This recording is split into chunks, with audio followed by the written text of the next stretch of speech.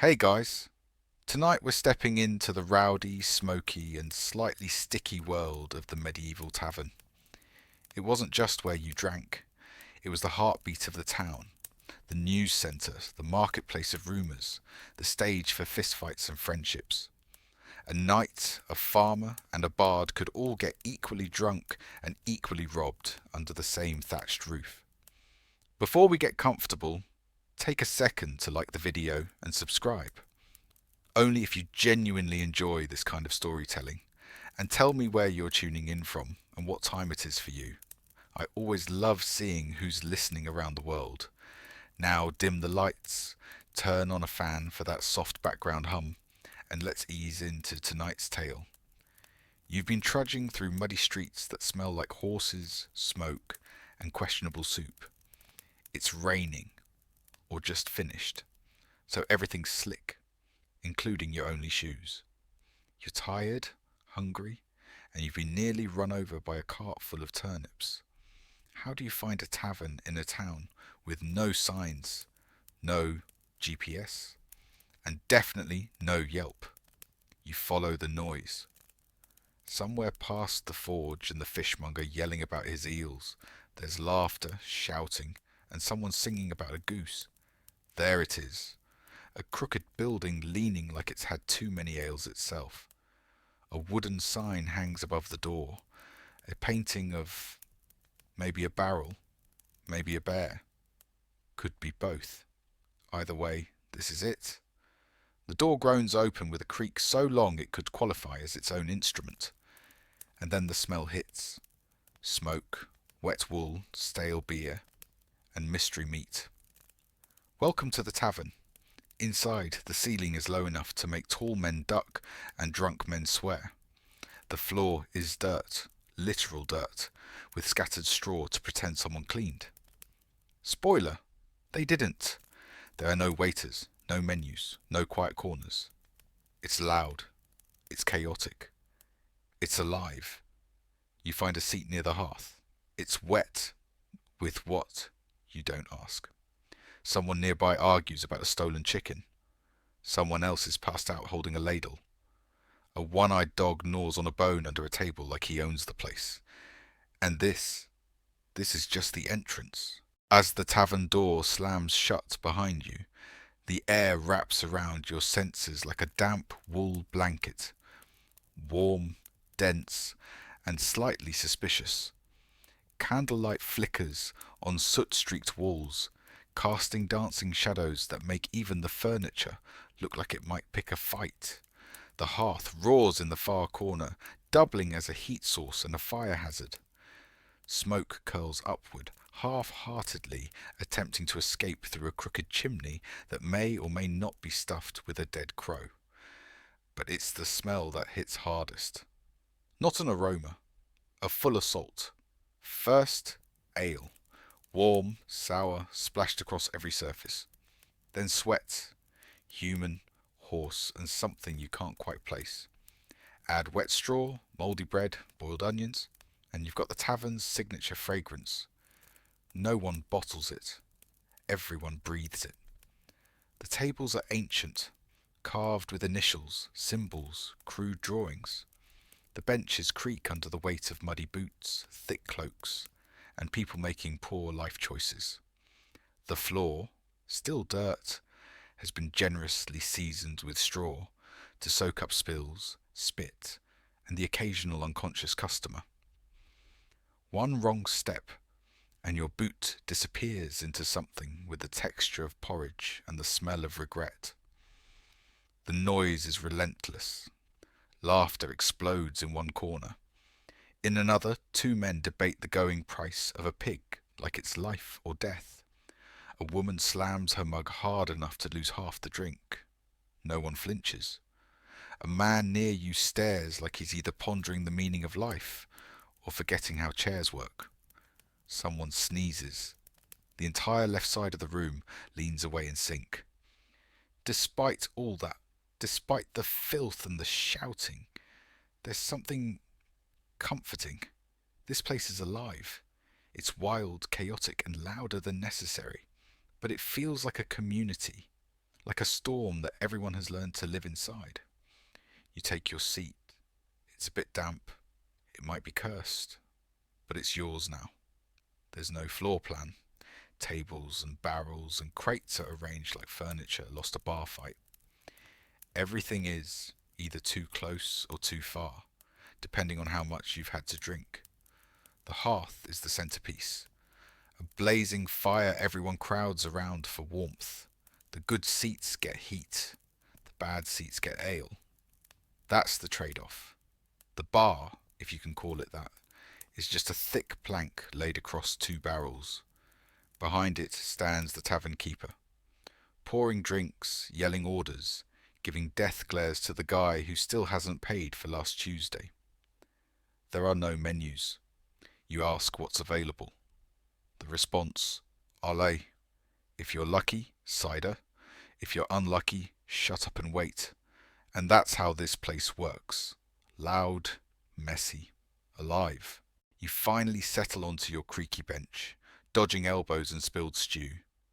Your throat's dry, your boots are damp, and now it's time to drink. Don't expect a wine list or a clean mug. This is a medieval tavern. Your options are lukewarm, unmeasured, and possibly life-threatening. First up, ale. It's unfiltered, unpasteurized, and brewed in the back room next to the dog.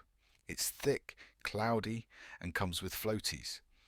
Bits of grain, a splash of yeast, and maybe a piece of someone's moustache. It's not cold. There's no ice. You don't ask how long it's been sitting in the barrel. You just drink, and you hope. Then there's mead, honey wine. It sounds fancy. Don't be fooled. It's strong, sweet, and sometimes explosive. If the tavern keeper made it themselves, it might taste like a summer day, or like you just licked a sticky beehive. It's mostly served to nobles, bards, or that one guy who insists he used to be a duke. Everyone rolls their eyes, but no one argues. Cider? Sure. It's made from apples, sometimes fresh, sometimes the ones that fell off the tree and rolled into a ditch. It's sharp, tangy, and comes in a mug that was probably used for soup an hour ago. If you're lucky, it doesn't taste like goat. Wine? Technically, yes. But unless you're south of France or you bribe the barkeep, it's watered down, slightly sour, and served with a smirk. Good wine is for lords, bishops, and the merchant who just sold 12 crates of overpriced salt. Water? Brave choice. If it's not boiling, it's probably brimming with invisible death. Boiling costs firewood, and firewood costs coin. That's why even toddlers drink ale. It's not about getting tipsy. It's about not dying before your 9th birthday. There are no shot glasses or clever names. No ice cubes or lime wedges. You drink what's poured. You drink it warm. And if it doesn't kill you, it's a good vintage. Your mug? It's wood, tin, or clay. Probably all three. You raise it, sniff it, sip it, wince, and sip again. Because somehow, in this room filled with yelling and smoke and unidentifiable liquids, it works. And then, your stomach growls. Loudly. It's time to eat. No one's asking if you have allergies or preferences. There's no chalkboard menu. No waiter writing things down. You just shout toward the bar and pray something edible arrives. The main dish? Pottage. It's not so much a meal as a medieval science experiment. A thick stew of grains, vegetables, and whatever proteins didn't escape the cook this morning. It's been simmering in the same pot for 4 days. Ingredients go in daily. Nothing comes out. It's less soup, more legacy. Meat? Rare. If it's there, it's probably rabbit, or pigeon, or the unlucky chicken that wandered in. If it's game meat, it could be tasty, or dangerously aged. You take your chances. Your bowl is clay or wood. Your spoon is optional. Some people eat with fingers. Most carry their own knife. Napkins? Use your sleeve. or the communal rag hanging by the hearth, stiff with sins and stew from decades past. Bread's an option. It's tough, dark, and could double as a weapon. If it's soft, it's fresh. If it's hard, it was baked last week. Either way, it pairs nicely with cheese that smells like revenge and tastes like a dare. Sometimes they serve pickled eggs, or salted fish, or a special, which just means we had too much of this lying around. But weirdly, in the firelight, with your hands wrapped around a bowl of boiling mystery, it's not bad. It's hot. It's filling. It might even be comforting. You're not here for gourmet. You're here to eat like someone who survived the plague and is too tired to care what's floating in the bowl. It was bound to happen. Maybe someone spilled a drink. Maybe someone accused someone else of cheating at dice. Maybe two people claimed the same bench and neither backed down. Or maybe someone said something about someone else's mother. Goat or soup. It doesn't matter. Suddenly, it's on. The tavern, once a blur of music and mugs, turns on a dime. A stool flies. A tankard crashes to the floor. Someone yells, "Hold my bread," and launches themselves over a bench with all the grace of a drunk catapult. No one's surprised. In fact, most people don't even stop drinking. A bar fight in the Middle Ages isn't rare. It's expected. It's practically a feature. And while it sounds terrifying, it's usually more comedic than deadly. People swing wildly, miss, trip, and land in someone's dinner. Hair is pulled, beards are grabbed, shirts are torn. The tavern keeper roars like a battlefield general, ladle in one hand and a club in the other. Occasionally, someone joins the fight with no idea why. They just saw action and dove in fists first. Others place informal bets, cheer, or slide their mugs out of splash range. Weapons? Rare. Most folks know better. Putting a blade in a tavern can turn a casual brawl into a bloodbath, and no one wants to be banned from the only place that serves hot food and warm ale. Eventually, someone hits the floor and stays there.